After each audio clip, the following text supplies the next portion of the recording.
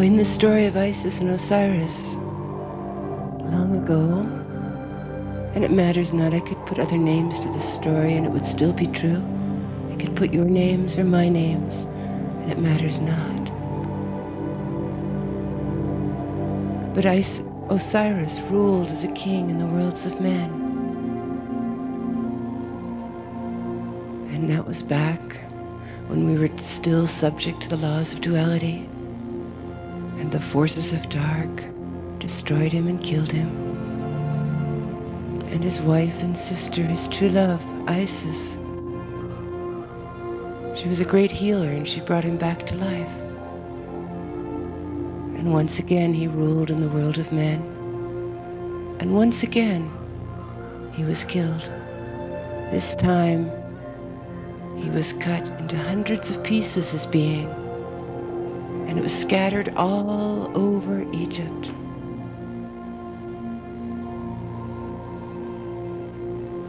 So Isis set out on the search for the missing parts of her true love. And she traveled far and wide, encountering the many pieces and gathering them together. Each precious piece she held close to her heart, never becoming discouraged, never letting go of her sacred task. And for years she traveled and journeyed, gathering up the pieces of her beloved, until finally she had all the pieces together, save one. And the missing piece was the phallus of Osiris, which had been thrown into the ocean and eaten by the whales. So at that time, that piece could not be recovered.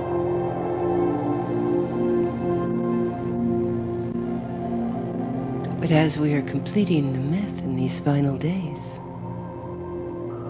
we know that the whales,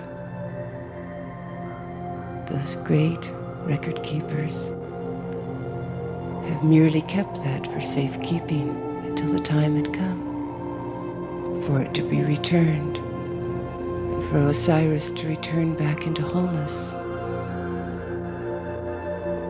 So Isis took all these pieces of her beloved Osiris, she put them together the best she could, and then with her purest magic and healing powers, she brought him back to life once again.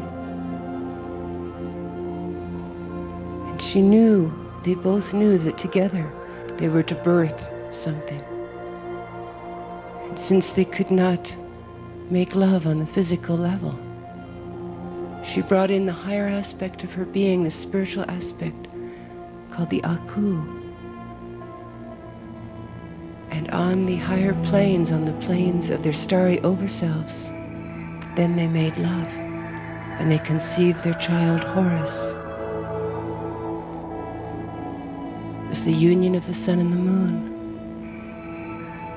And Horus was known as the returning god, the one who had come back to finally vanquish and complete duality. Now, throughout the years, this was interpreted, of course, as this great battle of dark and light, which we've all heard of Armageddon and all that stuff. But that's not how it is playing itself out or to be done. Duality is vanquished as soon as each and every one of us no longer gives it life.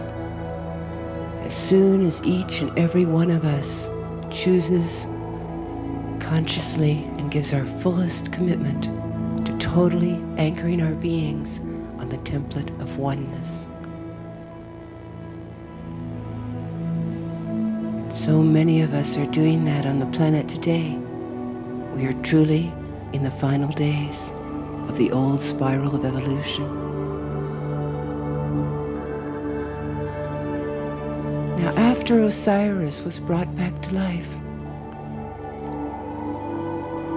they said, well, here now you can regain your throne and rule once more in the world of men.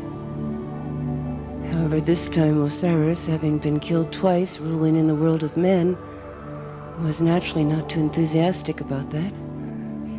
And he chose instead to descend to the deepest, darkest realms of the underworld. And there he has served and ruled since that far, long ago day.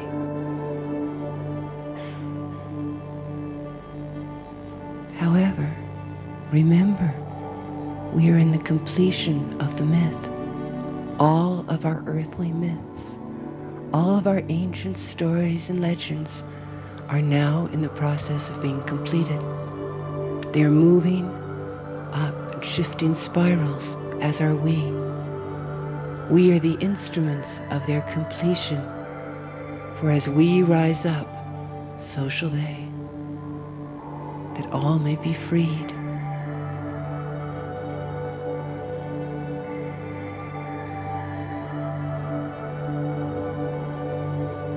Several days ago, when I got here,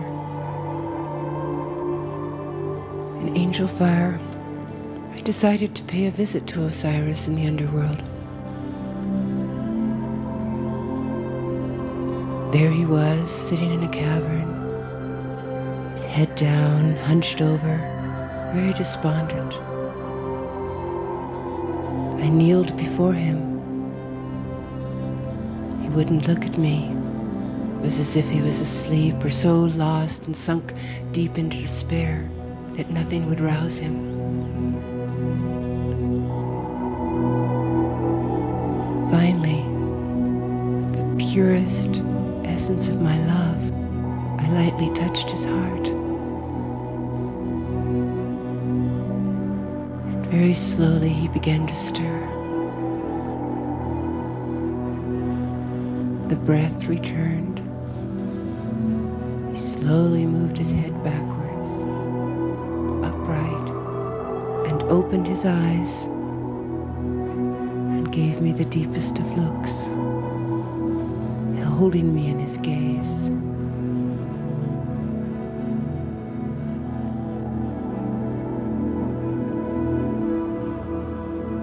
He allowed me to heal him the best I could.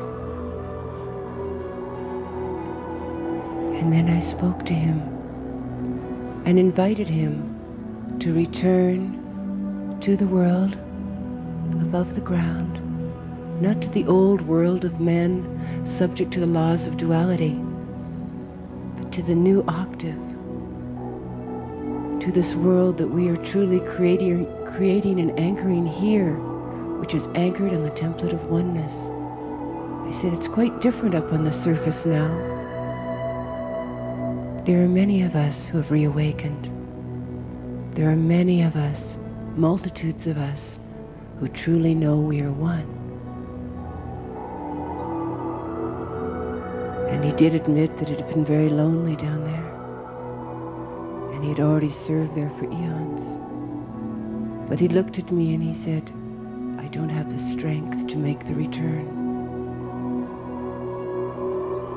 And I said, come, lean on me. I will help you there, and when I get you back to this new world, I'll heal you. I'll nourish you. We will all love you. We will embrace you in waves upon waves of all-encompassing love.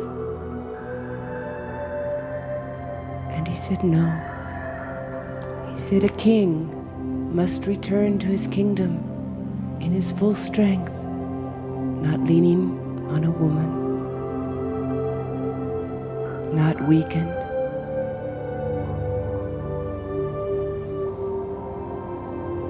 He said, in 3 days, I will set out upon my journey. Yesterday was the 3rd day, and yesterday I looked inside in one of my quiet moments, and I saw Osiris on a boat, on a vast, long river, the shores spreading outwards. Just a small, simplest little boat with a paddle. He was paddling himself very slowly, very quietly. Today, I looked again, And he'd entered this vast canyon, where the river narrowed, and these very steep walls went way up. And that's where he's now passing through. He's about 2/3 of the way passing through this narrow canyon with the steep, steep walls. And I can see the sky at the far end of the canyon. And I know that when he gets there, it all opens out into a vast ocean. And now he's paddling his boat with renewed vigor. Each step with more strength, more sureness of purpose, more focused intent. His vitality is returning to him.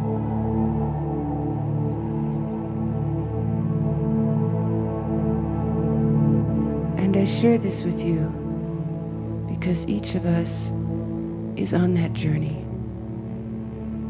A part of us has long ruled in the underworld, feeling alone and abandoned, feeling isolated, feeling that this world is, as we knew it, was just too painful to endure.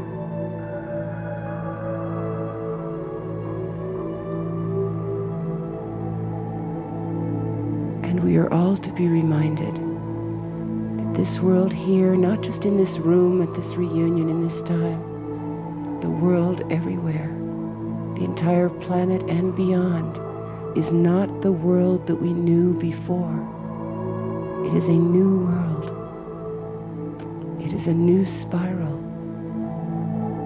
We are no longer subject to the ups and downs of duality, to the twists and turns of fate.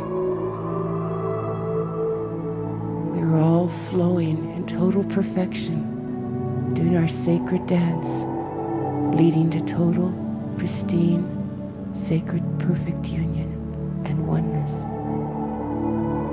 And every moment, whether we be down crying or bursting with inspiration, whether we feel embraced by love or all alone, it truly matters not. Remember the dance. Remember the perfection of the dance, which only can ever lead to oneness. Surrender into the dance.